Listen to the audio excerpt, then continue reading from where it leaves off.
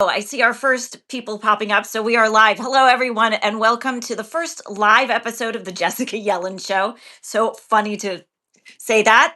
I'm thrilled to be here. The show is going to be conversations about politics, tech, government, culture, and journalism with some of the top voices in our culture right now. And that's why I'm so thrilled to be launching today with my former CNN colleague and new independent media star, Jim Acosta. Jim, thank you so much for being here and for what you're doing on Substack every day. Oh my God, it's great to be with you. It's great to catch up. This is fun. I know. I think the last time we saw each other may have been in the White House booth when we handed off. I had been covering Obama and I was leaving CNN, and you were coming in to cover Obama. Oh, that's right. Oh my It was gosh. literally in the That, booth, that was a long time ago. different era. Um, Before we get into it, I just want to give anybody who doesn't already know Jim's impressive background a little bit of information. Not only was he the chief White House correspondent during the Donald Trump administration after Obama's, he also became a news anchor at CNN. He wrote a book called The Enemy of the People: A Dangerous Time to Tell the Truth in America, on the way he stood up as a member of the press corps for the truth and sometimes against Donald Trump.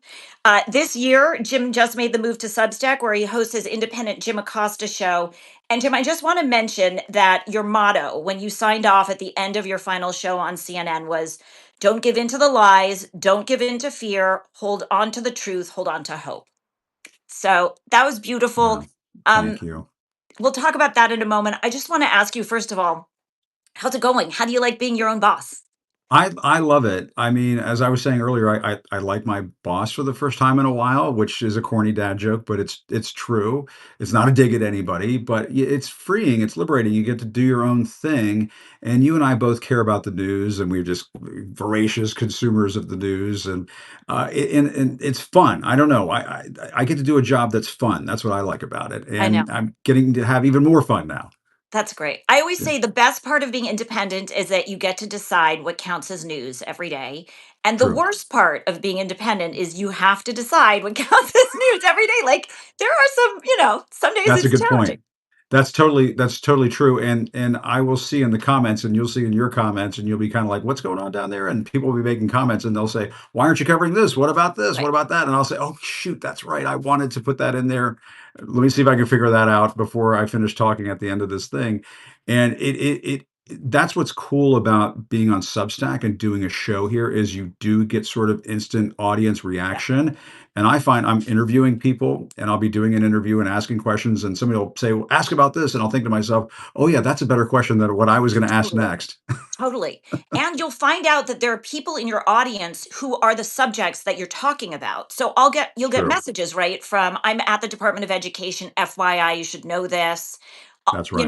It's such an interesting interaction you have with your audience when you, Very true. yeah, do this sort of thing. Yeah. Um, so let's just get into it a little bit because you have a unique insight into Trump and how he runs a White House. A lot has been made of how different this term is, but I wonder if you would give us a little bit of your sense. How is Trump 2.0 significantly different from the term you covered? Well, I mean, he's totally out of control, and I mean that's my assessment. That's not being opinionated. I mean, I just think that when he comes right into the Oval Office and he's pardoning January 6 rioters, and just this week he's imposing tariffs, and then he's relaxing those tariffs, and the markets are going bananas. I mean, I think he's out of control, and the big difference between this time around and last time around is the first time around he was just getting his sea legs in terms of being president, and there were still hopes at that time, and I wrote about it in my book that people thought that the majesty of the presidency would rest upon his shoulders and he would be transformed into the second coming of Ronald Reagan, and of course that did not happen. Right. And but the other thing that was going on at that time, Jessica, and you'll recall this, is he had gatekeepers. He had rational people. He had the normies around him, people like Reince Priebus, people like John Kelly. People like, Rex Tillerson and Jeff Sessions, for as hard line conservative as he could be, he said, no, I'm going to recuse myself from the Russia investigation. And that sent Trump through the roof. I mean, imagine an attorney general doing that now, what the response would be from Donald Trump. And so that's the big difference this time around, is that in addition to sort of the wild swings of his thinking and what he wants to do as president, he doesn't have those people around him to sort of keep things on the road without crashing through the guardrails. And I think it's unsettling. We're seeing it. I mean, I remember Yeah. first term we used to laugh and make fun of the fact that Jared and Ivanka would always say, "We tried to keep him from doing this." And we'd Yes. say, "Oh, I'm sure they did." But it looks like maybe they did keep him from doing some things. Now that they're gone, Yeah. they and others are gone, it's a different story. Yeah. Uh, you also have some unique insight into some of the personalities that were with him then and are still with him now. And one of the people I'm most interested in is Stephen Miller, because he seems to be Yeah. such a powerful figure and also very He is. hidden this time around. So, would you give us a little bit of sense, like what's he like? What are his motivations? And how powerful do you think he really is? I definitely think he's probably one of the top 5 most powerful people in the White House right now. I mean, he's almost a de facto chief of staff, the Yeah, way he's guiding policy right now. And you combine that with some of the bombastic things. I mean, I'm just being kind and diplomatic here, too kind. But when he's saying things like yesterday, he's saying, you're seeing the master economic strategy at work of Donald. I mean, he's very much a propagandist of Donald Trump. And the thing that I encountered the first time around covering Stephen is, he is a very hardline guy on immigration. I mean, he used to write a lot of Trump speeches and so on out on the campaign trail. He is rather friendly with reporters, I will say. And so there would be times when I would try to get some information out of the administration, and I would call up Stephen and text with him, and you could talk get to to that. him from time to Interesting. time. But he did not come off of that ledge in terms of his beliefs. He's a true believer. And he is very much guiding some of this policy that we're seeing right now, which, Jessica, quite frankly, it's very disturbing that people are being picked up off the street and being sent to countries that are not their country of origin, that sometimes they're being sent off to an El Salvador in prison or whatever because or a detention center in Louisiana because of an op-ed they wrote, or it appears that they wrote, and so on. So there are some, and we're all living through this in real time, and it can be a bit jarring, but you have to recognize it for what it is. And it is very much outside the mainstream. I mean, this is an extremist, very extreme administration that we're witnessing right now. It's interesting you point that one out in particular Yeah, because I remember covering Miller when he was like Jeff Sessions' spokesperson or ran the exactly. committee in the House and Senate, and the Supreme Court just issued this ruling saying that they are allowing the Alien Enemies Act to stand, but within that. All 9 justices said you may not just pick people up off the street and ship them out. You have to give them due process. Exactly. And it seems to me this is like a Stephen Miller policy, is it? It Is is. that I your think yeah, it's very much a Stephen Miller yeah. policy, and it really should concern a lot of people, because I mean, just look what happened yesterday when Trump tried to change the subject from the tariffs, and he issues these executive orders targeting individual Americans like Miles Taylor and Chris Krebs. They're it's like they're making the jump from non-citizen to citizen in the way they're trying to harass people in implementing their policies. And I think it should greatly concern people. Do you think in those instances, now for folks who don't know, these are both men who worked in the first Trump administration and in Yeah, some way pushed up against Trump. Miles Taylor wrote an op-ed as anonymous criticizing Trump essentially, and Chris Krebs had the audacity to, as election oversight, say there was no extreme cheating in this election. The exactly. cybersecurity was secure. Trump hates him for that. So Yeah, now they're both being investigated by the DOJ. Do you think this is sort of s- performative, or and not like that would be okay, but or do you think that these people are really in danger of being prosecuted? And do you think we end up in a place where someone, a critic, an yeah. outspoken official, or a journalist ends up in jail? I I don't think it's a stretch, and I'll tell you why. I mean, I do think that we have a system of courts and judges and so on, and I can't imagine judges going along with, well, we're just going to put a journalist in jail because they wrote a story, and I can't imagine a judge going along with that. But what we've seen so far in this first few months of the administration is Donald Trump is fully capable of defying judges, and so we just have not gotten to that juncture where we're going to see what happens if they push that. But the thing that scares me about this is, as you said, I mean, all Chris Krebs did was say that the election was fine, and they're going after him. And just in going after Chris Krebs and Miles Taylor, they have to lawyer up. And what do? Right. They incur expenses. And you're seeing this take place with Trump going after these law firms, going after uh, media outlets, going after big companies that own media outlets. It's a campaign of intimidation and harassment that is designed to limit and suppress uh, outspokenness in this country, freedom of expression in this country, and it should be chilling to every American whenever these things pop up, we're seeing more and more of it every day. So yes, some of it was kind of wag the dog, trying to change the subject from Trump's embarrassing pullback on the tariffs, but at the same time, still terrifying.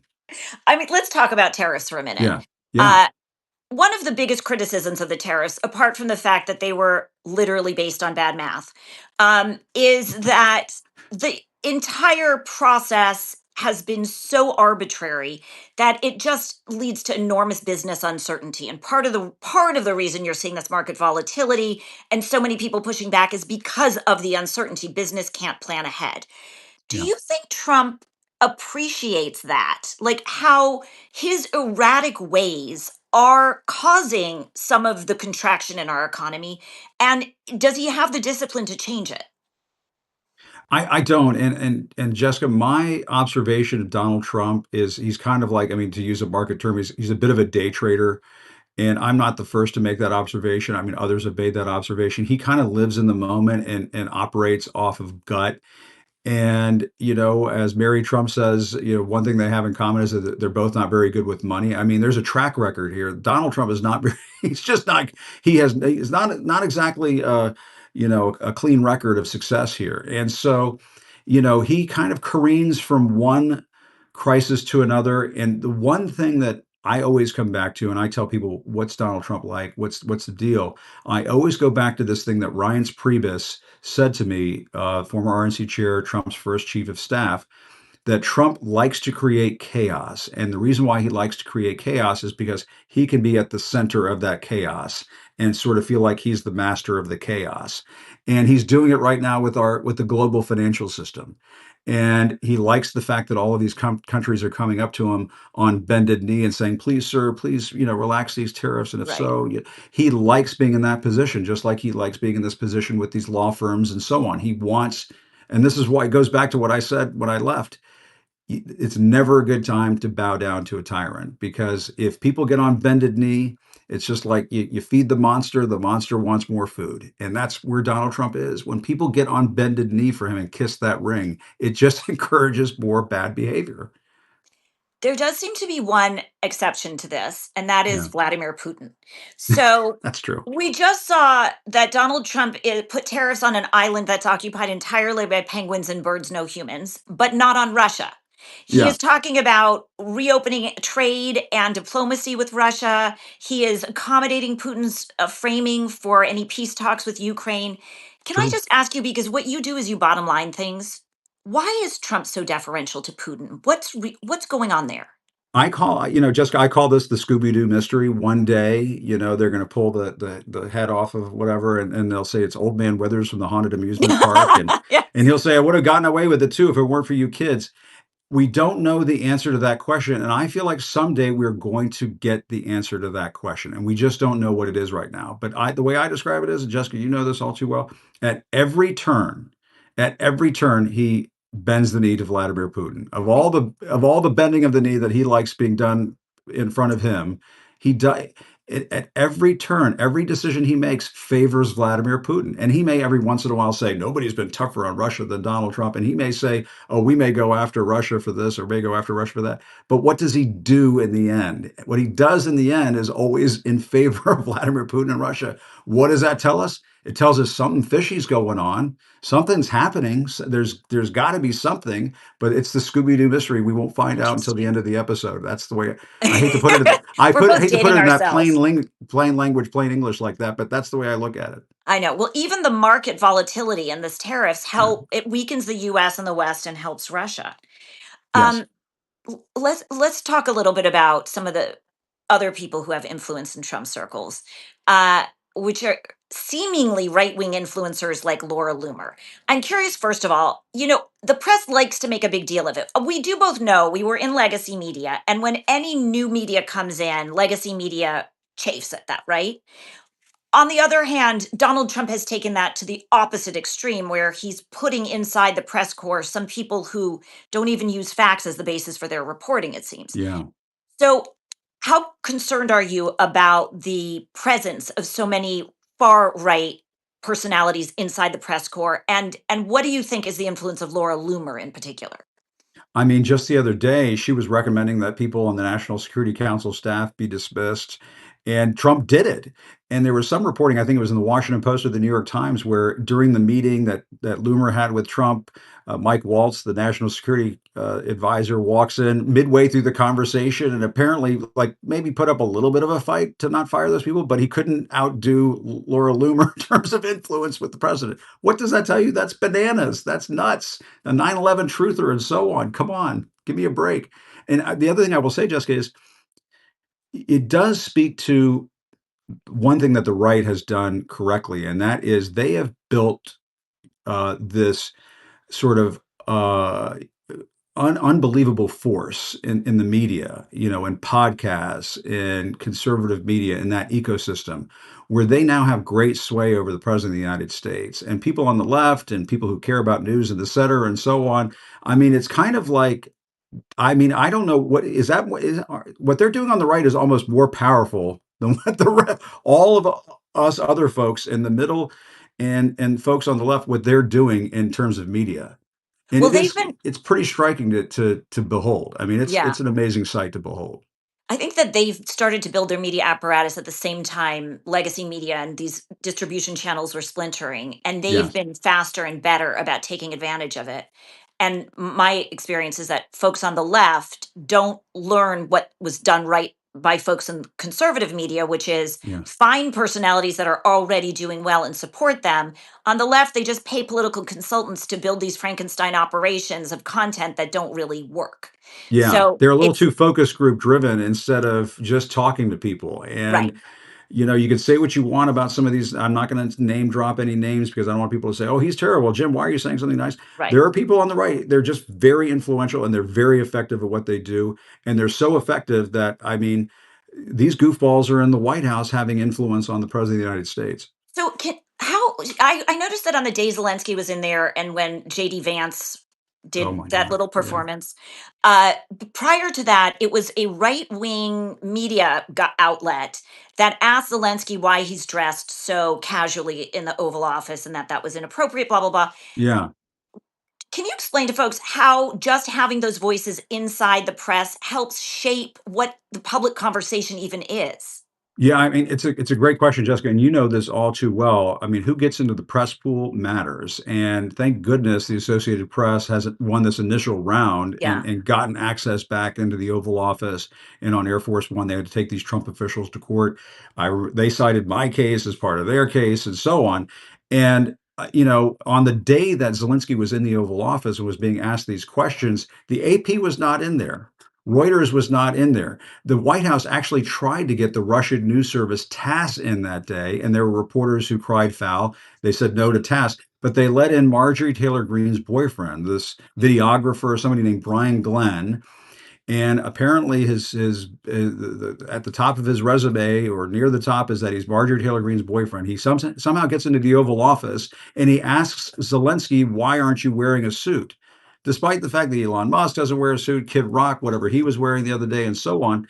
But you're absolutely right. Who they let in there matters. And that is why press access is so vitally important. And the Correspondents Association should be in charge of who gets access and who sits where in the briefing room and so on, and not the president. That's what they tried to do in my press pass case. The White House tried to say, "Oh, it's the president. We get to decide who gets to cover the president." No, that's not how it works in this country.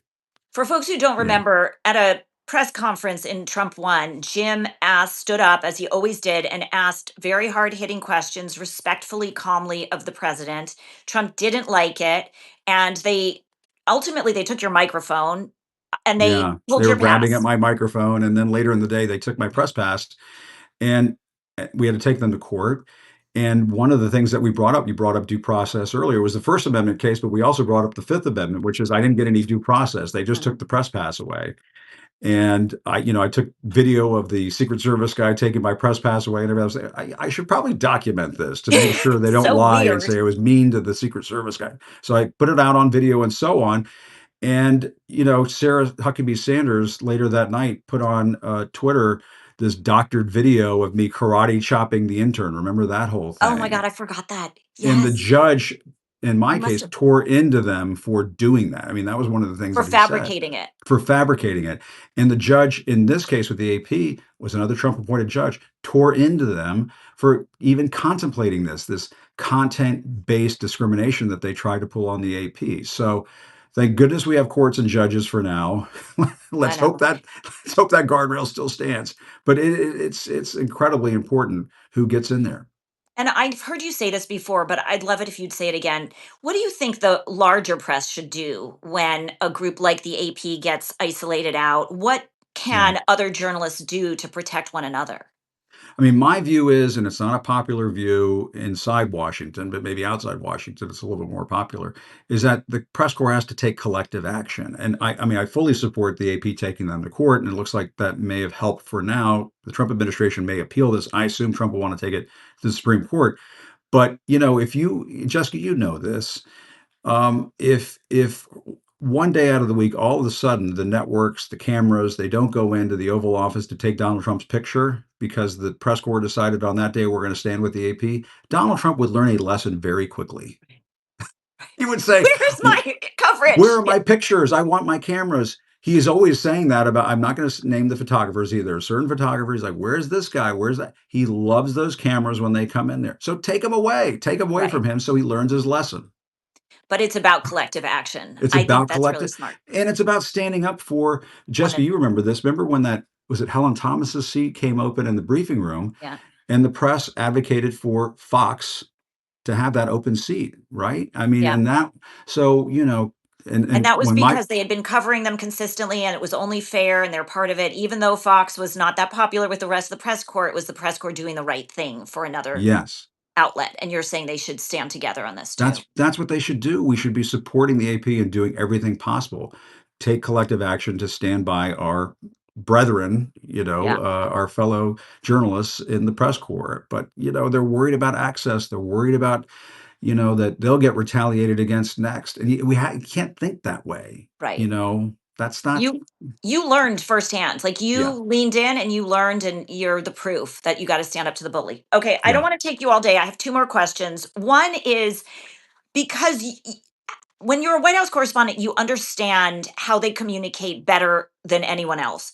Can you just yeah. help people understand how absolutely effing insane it was that Signalgate happened on an open chat line like how unusual is for the It's national security sources to be discussing classified material on any commercial platform?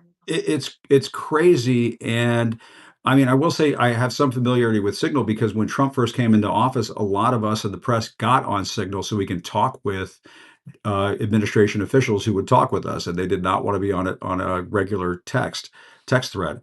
Because they Um, couldn't search for leakers that way, huh? yeah, exactly. And because it's encrypted and you can set it for Yeah. disappearing messages and so on, the thinking was, okay, well, they can't find this and put us, in the gulag. Just kidding. But I mean, it's a little scary that that they were doing this, and you know this all too well. I mean, Jessica, from covering the White House, that's why they have the Situation Room. You can talk about all this stuff in a secure facility that can't be bugged and monitored and surveilled.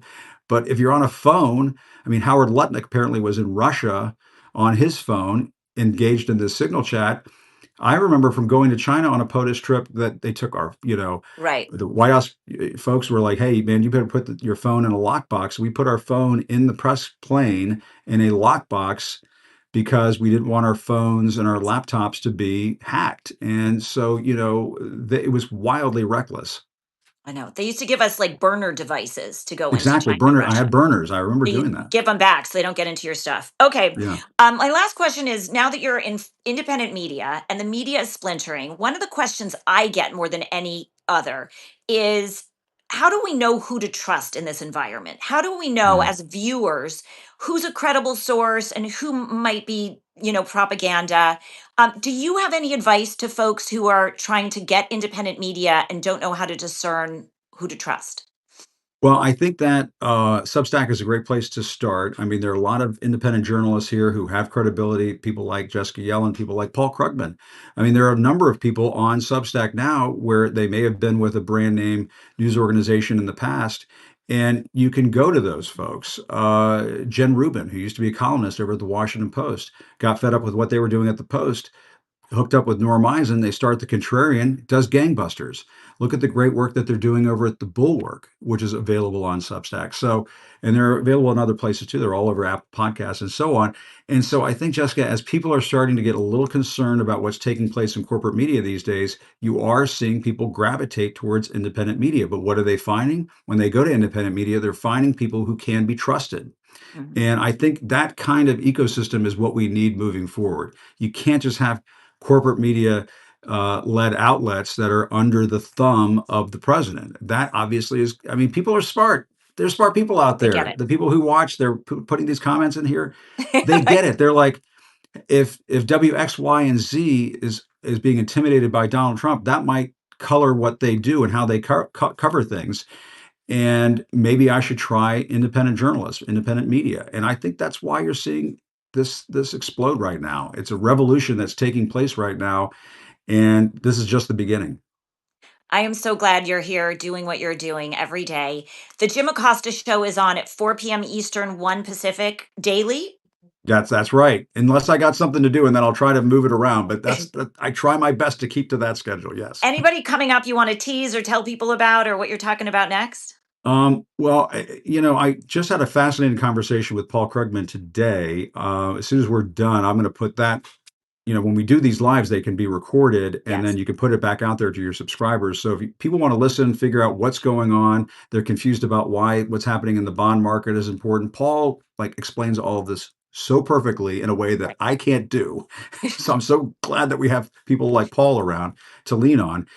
So I thought that was terrific as well. And I had Ali Velshi on He's yesterday, and the best. he's so much fun. He's another former guy from our old place, and he also can explain this stuff. So people are freaked out about what's happening with their money right now, and there are a lot of good experts here where they can rely on that kind of expertise to get some guidance through this because it's nuts right now. Yeah. And I watched that and it's great. So you all should check it out. Yeah, Jim, thank you for being here and you for bet. just showing up on Substack all the time. You're doing You great work. got it. You as well. Great to talk to you, Jessica. You Great to too. catch up. You too. Talk to you soon. Bye. See ya.